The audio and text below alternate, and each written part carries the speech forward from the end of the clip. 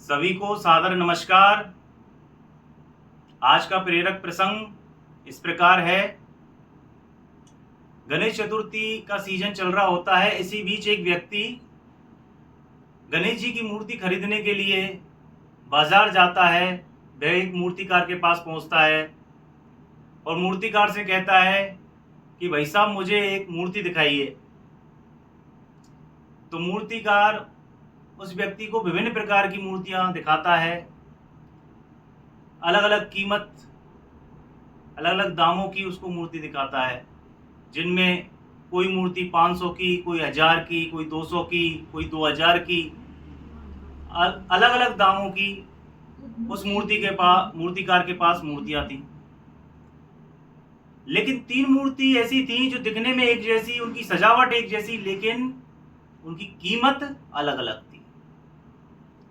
एक मूर्ति की कीमत थी 200 रुपये, दूसरी मूर्ति की कीमत थी 500 रुपये और तीसरी मूर्ति की कीमत थी 1000 रुपये। तो ये देखकर उस व्यक्ति को थोड़ा अचरज हुआ। उसने जानना चाहा उस मूर्तिकार से और कहा कि भाई साहब, ये तीनों मूर्ति दिखने में एक जैसी हैं, इनकी सजावट भी एक जैसी है, लेकिन इनके दामों में भिन्नता क्यों है, अलग अलग कीमत क्यों है इनकी। तो उस मूर्तिकार ने जवाब दिया, मैं बताता हूं भाई साहब इनके दामों में भिन्नता क्यों है। तो उसने मूर्तिकार ने एक पतला सा तिनका लिया, लंबा। उस पहली मूर्ति के पास जाता है वो, जिसकी कीमत 200 रुपये होती है। उस मूर्ति के कान में उस तिनके को वो घुसाता है, लेकिन वो तिनका उस कान में घुसता ही नहीं है। उसी तिनके को वह दूसरी मूर्ति के पास ले जाता है। उस पतले सिरे को, तिनके के पतले सिरे को जैसे ही वो दूसरी मूर्ति के कान में डालता है, तो एक कान में डालकर दूसरे कान से वह तिनका निकल जाता है।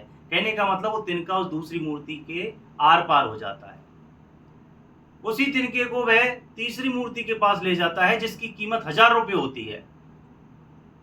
तो जैसे ही उस तीसरी मूर्ति के कान में उस तिनके को वो मूर्तिकार डालता है, तो तिनका उसी मूर्ति के अंदर समा जाता है। तो साथियों, इस प्रेरक प्रसंग से हमें यह शिक्षा मिलती है कि जो व्यक्ति किसी भी प्रकार का ज्ञान अर्जित नहीं कर रहा, अर्थात वह किसी की भी अच्छी बात सुन नहीं रहा, तो उस व्यक्ति की बाजार में कीमत है मात्र 200 रुपये। एक वह व्यक्ति जो बातों को सुन तो रहा है, ज्ञान अर्जित कर रहा है, लेकिन एक कान से सुन रहा है, दूसरे कान से निकाल रहा है, उस व्यक्ति की कीमत बाजार में 500 रुपये।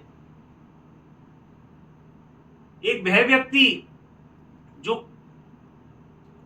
बातों को, अच्छी बातों को, अच्छे ज्ञान को अर्जित कर रहा है, उसको ग्रहण कर रहा है और साथ के साथ उसको अमल भी कर रहा है, अपने व्यवहार में उतार रहा है, उस व्यक्ति की कीमत बाजार में है 1000 रुपये। अब दोस्तों, आपको तय करना है कि आपको इन तीनों व्यक्तियों में से कौन सा व्यक्ति बनना है। मैं 2 पंक्तियों के साथ अपनी वाणी को विराम दूंगा कि मंजिलें उन्हीं को मिलती है जिनके सपनों में जान होती है, कि मंजिलें उन्हीं को मिलती है जिनके सपनों में जान होती है। पंखों से कुछ नहीं होता, हौसलों से उड़ान होती है, हौसलों से उड़ान होती है। धन्यवाद।